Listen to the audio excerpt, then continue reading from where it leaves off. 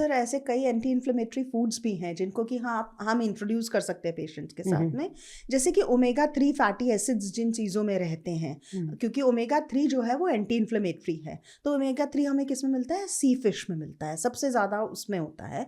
उसके अलावा walnuts, chia seeds, flax seeds, soybean जो है इनके अंदर अच्छी क्वांटिटी में ये रहता है, पम्पकिन सीड्स में, सनफ्लावर सीड्स में ओमेगा 3 फैटी एसिड्स रहता है। तो रेगुलर बेसिस पे अगर वो लेते हैं एंटी इन्फ्लेमेटरी का काम करता है और इन्फ्लेमेशन को कम करने में मदद करता है।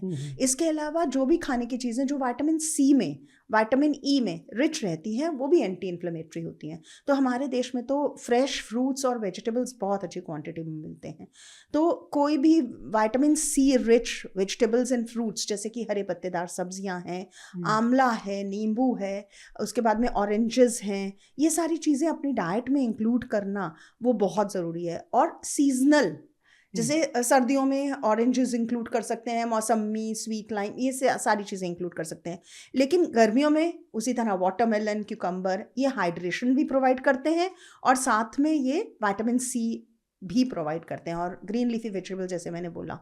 उसके अलावा जो है टर्मरिक की तो हम ऑलरेडी बात कर ही चुके हैं, जिसमें करक्यूमिन रहता है और वो इफेक्टिव रहता है। हाइड्रेशन भी एक बहुत इम्पॉर्टेंट पॉइंट है, लोगों को नहीं शायद ध्यान रहता, लेकिन 2, 2.5, 3 लीटर अगर पानी पिएं और उनके सेल्स हाइड्रेटेड रहें तो इन्फ्लेमेशन कम होने के चांसेस होते हैं।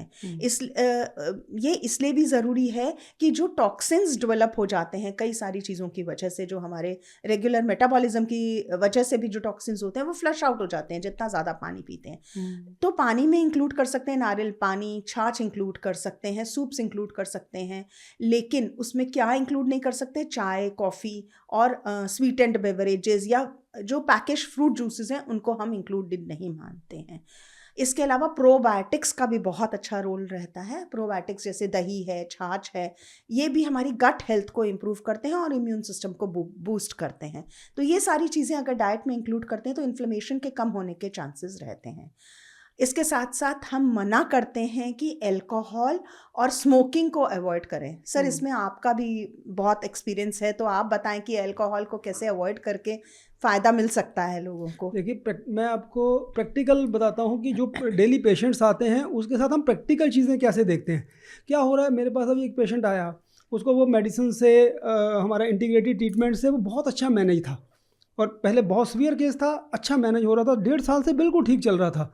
कह रहा शादी पे गया, वहाँ पार्टी में उसने ड्रिंक की ज़्यादा, 2 दिन, और अगले दिन मॉर्निंग में डॉक्टर साहब इमरजेंसी में देखो मैं क्या हो गया, पूरी बॉडी पे रेड कलर का फ्लेयर अप हो गया, और बिल्कुल ठीक, और बाकी सारी डाइट नॉर्मल चल रही है, सिर्फ अल्कोहल ऐड करते ही उसका वो ट्रिगर आ गया।